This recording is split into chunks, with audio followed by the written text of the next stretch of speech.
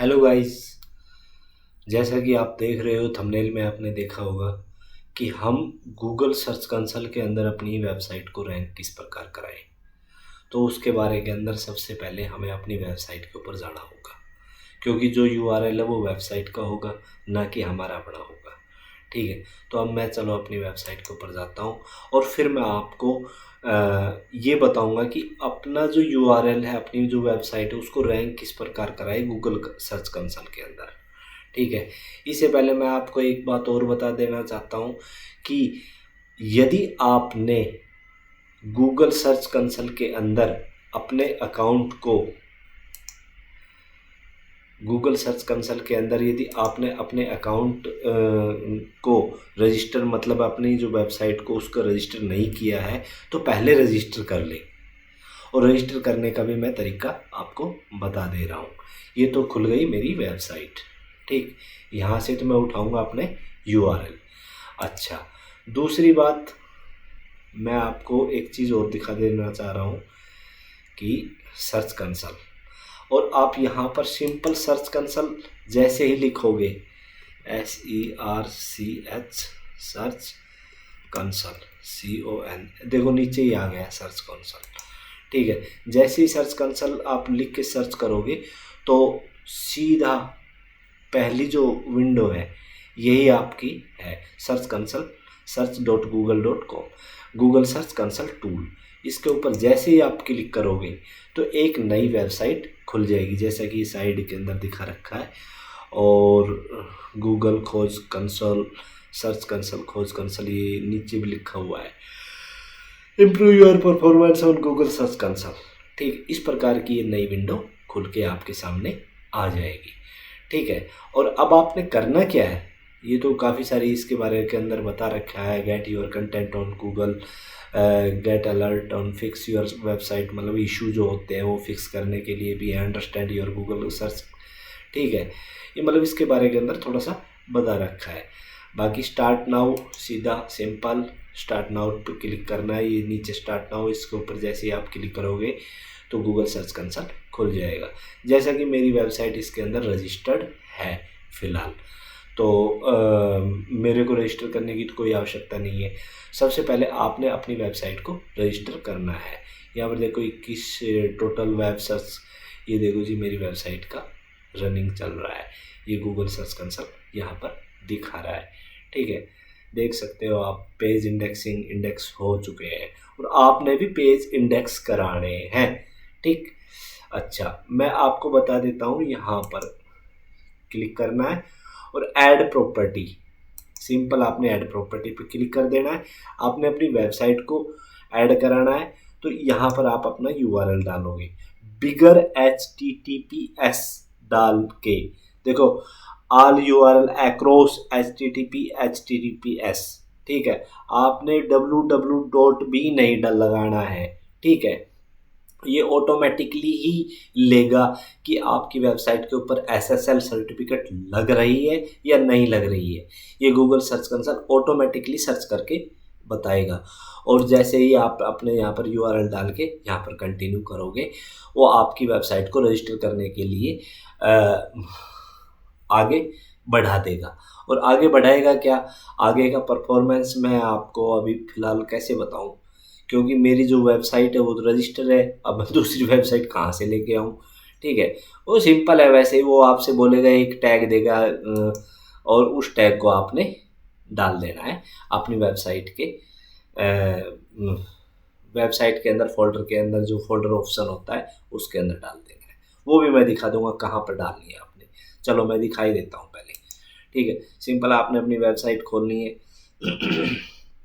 और एक यहाँ पर सेटिंग के अंदर हेडर एंड फुटर नाम का एक प्लगइन होता है। ठीक है, प्लगइन आपने इंस्टॉल कर लेना है सबसे पहले। और आपको मैं बता देता हूँ पहले तो मैं आपको प्लगइन दिखा देता हूँ, तभी आप कर पाओगे, ऐसे नहीं कर पाओगे। ठीक है, मैं आपको प्लगइन दिखा रहा हूँ। जो हमारे यहाँ पर प्लगइन हमने इंस्टॉल किए हुए हैं उनके बारे में मैं आपको बता देता हूँ। देखो जी, यहाँ पर है header footer and post injection, ये वाला नहीं लेना।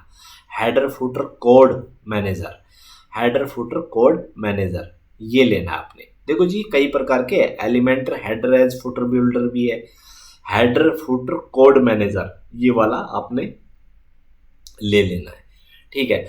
और ये वाला आप जैसे ही लोगे तो आप जैसे ही सेटिंग के ऊपर क्लिक करोगे जर्नल वेटिंग और ये हेडर एंड फुटर वाला ये आ जाएगा। इसके अंदर क्या है कि इसके हेड के अंदर जो आपको मीटा टैग देगा उसको आपने पेस्ट कर देना है और अपनी वेरीफाई करा लेना है, ठीक है। ये तो हुआ वेरीफाई का फंडा। और अब आप कहोगे कि मेरे को खोल के दिखाओ इसको। सर मैं खोल के नहीं दिखा सकता क्योंकि उसके अंदर मेरे भी कोड पड़े हुए हैं, ठीक है। और मैं अपने कोड क्यों दिखाऊंगा, आप भी समझ रहे हो, ये सिक्योरिटी का मामला हो जाता है, ठीक है। दूसरा आप जैसे कि मैं और चीज़ दिखा देता हूँ आपको, ये सेटिंग है। जैसे ही आप सेटिंग के ऊपर क्लिक करोगे इसकी पे ओनरशिप वेरीफाई, ये वेरीफाई हो जाएगा, ठीक। ऐसा आएगा यू आर वेरीफाइड ओनर्स, ठीक है, वेरीफाई हो जाएगा। और ऐसा तो कुछ नहीं है इसके अंदर जो मैं आपको ना दिखा पाऊँ, मैंने आपको दिखा दिया, ठीक है। अच्छा ये तो हुआ। ऐसा वेरीफाई होने के बाद फिर ये खुल जाएगा। अब मैं ओवरव्यू के ऊपर जाता हूँ। अब रही बात हमारी वेबसाइट को सर्च कंसोल के अंदर वेरीफाई कैसे कराएं, ठीक है। अब मैं अपना यूआरएल ही ले लेता हूँ। ये देखो जी सर्च इंजेक्शन, यहाँ पर सिंपल आपने क्लिक कर देना है। और जैसे कि मेरी यहाँ पर वेबसाइट का यूआरएल यहाँ पर फिलहाल है और मैं फिर भी इसी को एक बार वेरीफाई करा देता हूँ। ये मेरी वेबसाइट है,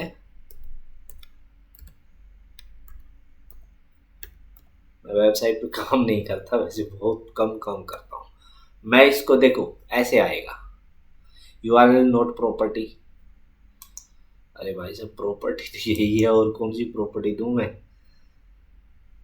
दिस इज प्रॉपर्टी, यही सेम प्रॉपर्टी रहेगी सब, ठीक है।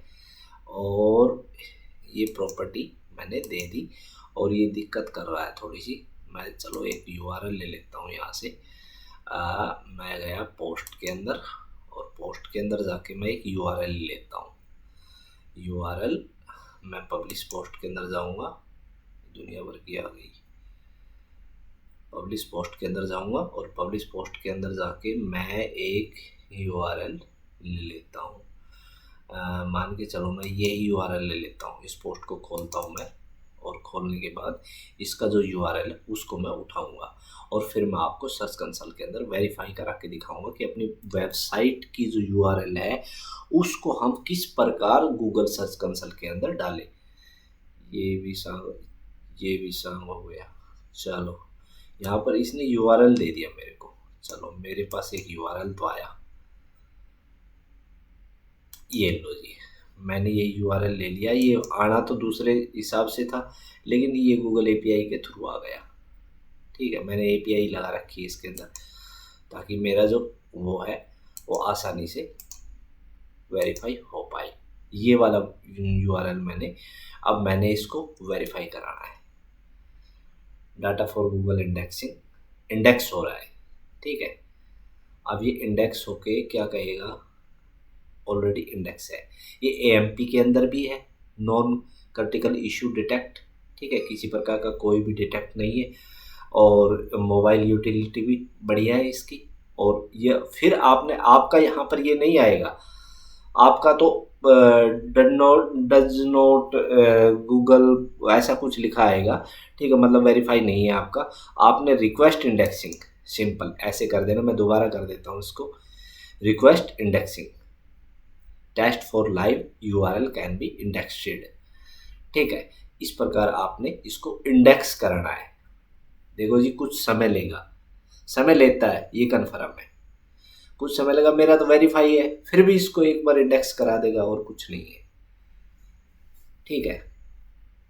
अब देखो थोड़ा समय लग रहा है और समय लगने के बाद ये ऑटोमेटिकली वेरीफाई करा देगा। और ये बात नहीं है कि हमारा जो इंटरनेट है वो स्लो है या फिर ऐसा कुछ भी नहीं है। ये हमेशा ही समय लेता है।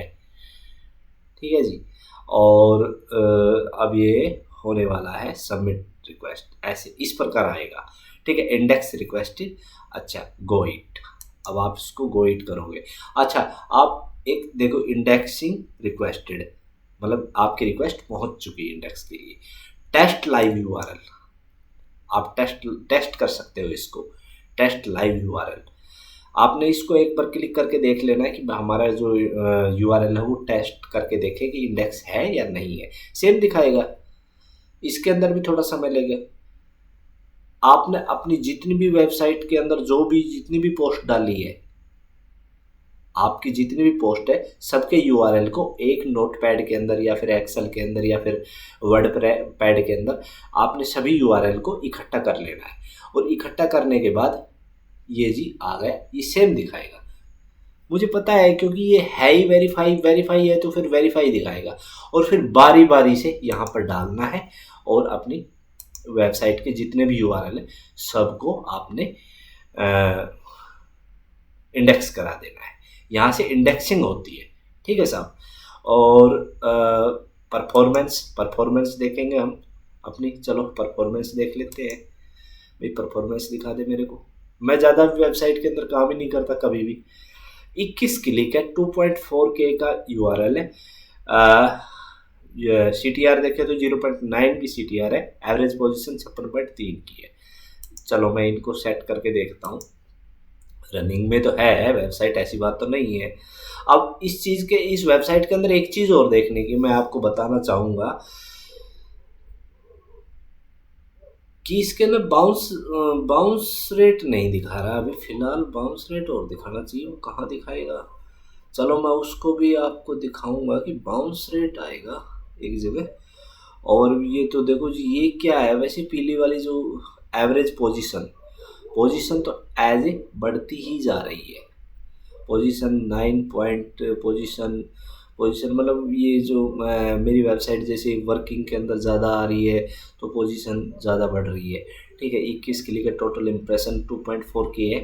एवरेज CTR ये इतनी बढ़िया, मतलब बढ़िया चल रही है फ़िलहाल, कोई दिक्कत वाली बात नहीं है। मैं इसमें काम नहीं कर रहा, अब मैं काम करना शुरू करूँगा। ठीक है, और फिलहाल वेबसाइट ठीक ठाक चल रही है।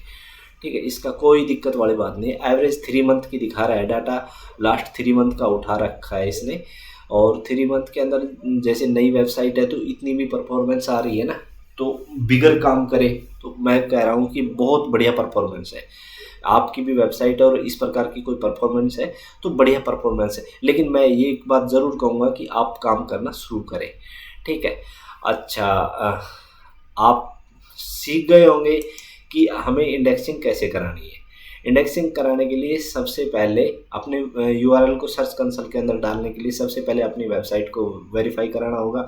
दूसरी बात, यूआरएल इंस्पेक्शन के अंदर जाना होगा और यहाँ पर आपने अपना यूआरएल डालना है और डालने के बाद इंडेक्स करा देना है। अच्छा, यही नहीं कि आप यहीं पर इंडेक्स कराओ, मैं ये भी सलाह नहीं दूंगा आपको यहीं पर इंडेक्स कराओ, नहीं। आप ऐसा करो, आपने अपनी वेबसाइट को रनिंग में लाना, रैंकिंग में लाना है तो मैं एक सलाह और दूंगा कि आप बिंग वेबमास्टर टूल को ज़रूर यूज़ करो। देखो जी, बिंग वेबमास्टर टूल, अब मैं इसके ऊपर क्लिक करता हूँ बिंग वेबमास्टर टूल, तो इसके आपने बिंग वेबमास्टर टूल के अंदर जाना है और वहाँ पर आपने अपनी वेबसाइट को रजिस्टर करना है। वहाँ पर अपनी ईमेल आईडी के थ्रू रजिस्टर कर लेना है। और एक प्लगइन आता है बिंग वेबमास्टर टूल का, वो वहाँ पर आपने उसको इंस्टॉल कर लेना है। और इंस्टॉल करने के बाद एपीआई की मांगेगा ये, आपने एपीआई की वहाँ से ले लेनी है। कोने के अंदर जैसे ही क्लिक करोगे तो एपीआई की का ऑप्शन है बिंग वेबमास्टर टूल के अंदर। अच्छा, डेली की 10 यूआरएल सबमिट कर सकते हो। जैसा कि मैं एक यूआरएल आपको सबमिट करके दिखा देता हूँ यहाँ पर। सबमिट यूआरएल पे जैसे क्लिक करूँगा ऑप्शन हो जाएगा, ऑप्शन आ जाएगा। मैं यहाँ पर एक क्लिक कर देता हूँ, सबमिट यूआरएल। यहाँ पर देखना 9 हो जाएंगे। ये डेली के 10 यूआरएल ही आपके सबमिट करेगा। ठीक है, 9 आ गए ना, एक successful submission. Bing webmaster tool और गूगल सर्च कंसोल, बस यही दो इतने बड़े मतलब कि मेरे हिसाब से तो बढ़िया वेबमास्टर टूल है। पहले ये गूगल सर्च कंसोल इसका नाम अब रखा है, पहले इसका गूगल वेबमास्टर टूल नाम था।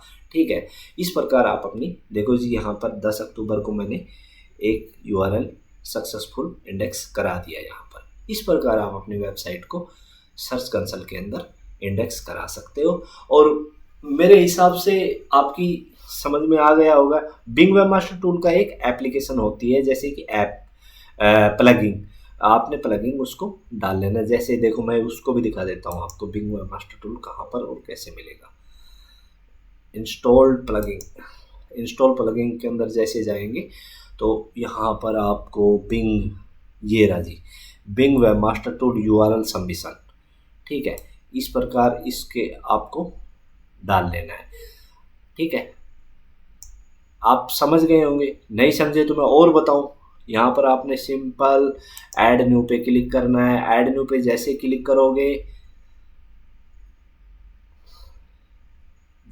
करोगे, यहाँ पर आप simple Bing, BING Bing web MASTER Bing webmaster tool. ठीक है, ये आ गया साहब, ये आ गया बिंग वेबमास्टर टूल मैंने यहाँ पर एक्टिवेट किया हुआ है।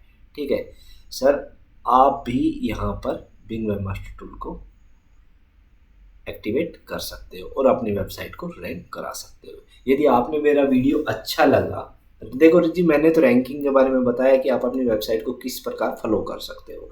ठीक है, वीडियो आपने अच्छा लगा तो लाइक और सब्सक्राइब तो कर ही दीजिए। ठीक है, धन्यवाद। अगली वीडियो में जल्द ही हम आपसे मिलेंगे। Thank you.